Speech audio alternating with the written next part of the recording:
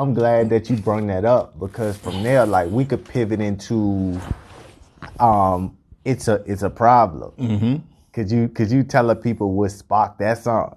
Hate. How so? I was a hater, man. I ain't gonna even lie. I mean, let's keep it 100. Like, what was going on with you at that time? At that time, we've been pushing. You know, back then I was more into battle rap and all that, and I was making it. I've been in a Blaze battle.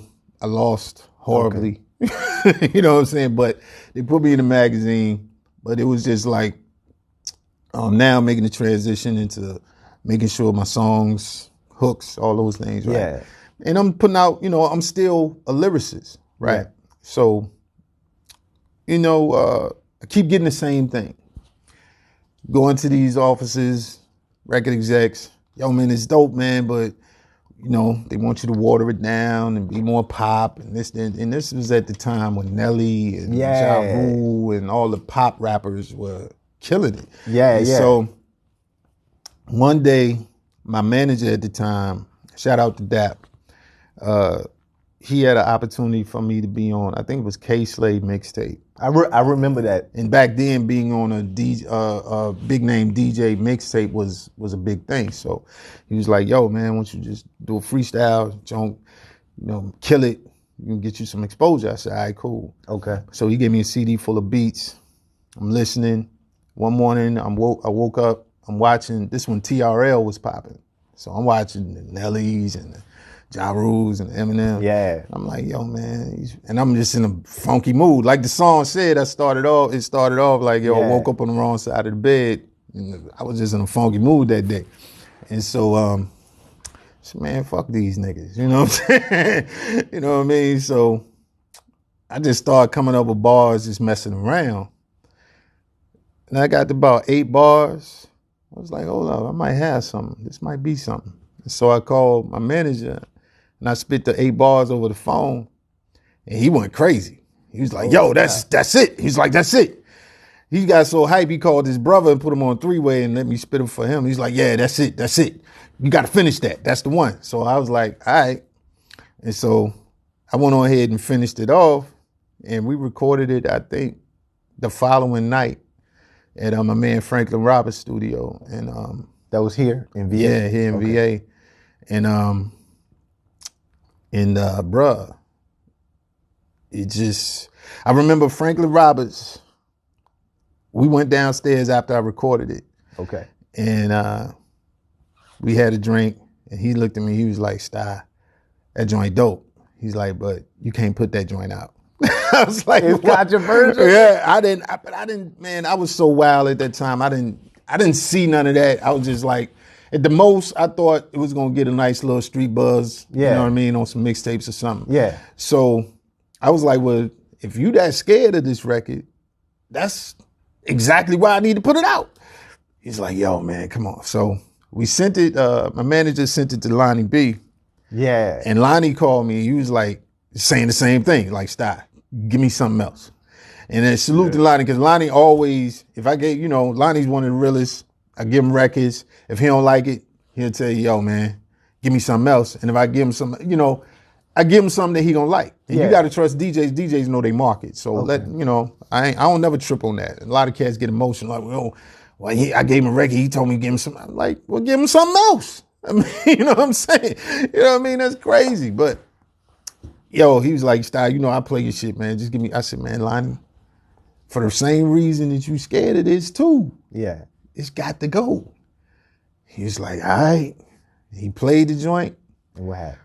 Bruh, literally within 2 weeks, well, that following week, Foot and Nat played it on Bad Boy Radio Show.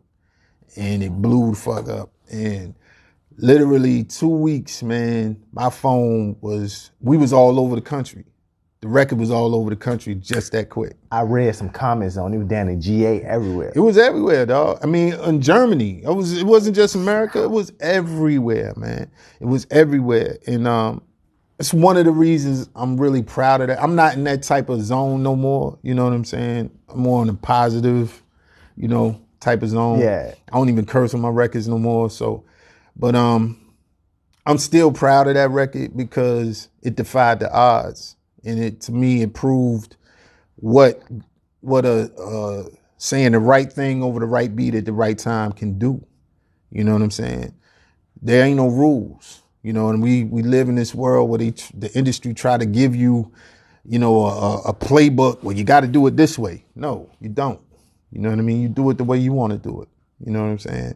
Stop trying to follow in other people's footsteps and create your own path. And that's what I did. And so they had to blackball me, which they end up doing. I mean, because if you put it in, let's think about this. Yeah.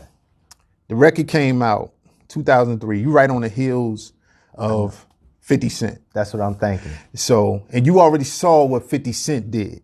Now, and a lot of people try to compare that record to 50 Cent's How to Rob record. Yeah. But you got to let's put it in perspective. 50 Cent was already signed to Sony Records. So they already had the marketing resources to push that record.